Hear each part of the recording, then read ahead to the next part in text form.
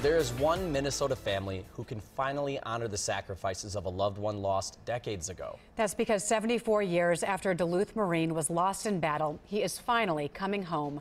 Sergeant James Hubert fought and died in one of the costliest battles for U.S. Marines in World War II.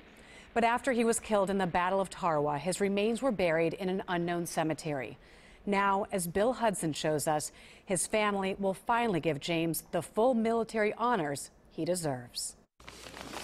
This is all the artifacts that were also brought up in the recovery of James. 74 years after Marine Sergeant James Hubert was killed and buried in battle, relatives hold a box of artifacts that fell with him that terrible day. This would be the one component that was almost recognizable, and this is his utility knife or jackknife.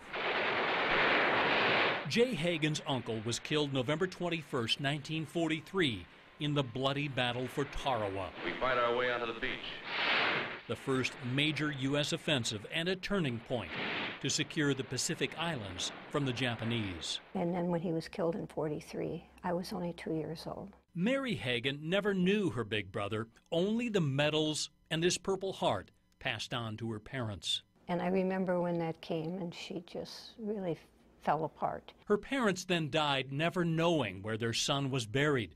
For them, Memorial Days came and went without a marker on which to lay a wreath. It was very surprising when I got the call. They said that they had found some remains. It was June 2015 when a contractor digging up a parking lot on the island of Bescio uncovered the first remains.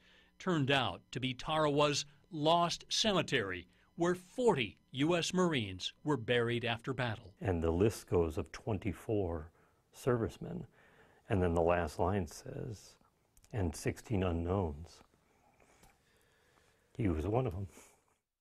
Confirmed through DNA testing by a military laboratory in Hawaii, James Joseph Hubert was missing no more. I keep referring to this whole situation as bittersweet. This is a canteen. For the first time in 74 years, it is real and physical.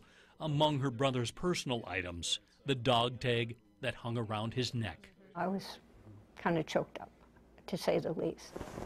On a hilltop at Calvary Cemetery in Duluth, in a section called Soldier's Rest, Sergeant Hubert will return to his native soil. Every Memorial Day there will be a flag put up, and it's, it'll be a place where we'll come to. He'll be buried close to the parents who sacrificed their precious son,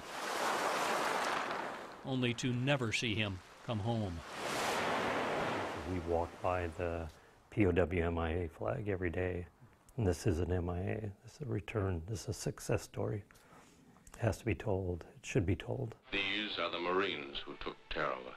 And soon honored with the dignity Marine Sergeant James Hubert so richly deserves. Bill Hudson, WCCO 4 News. The return of Sergeant Hubert's remains will happen the morning of July 14th.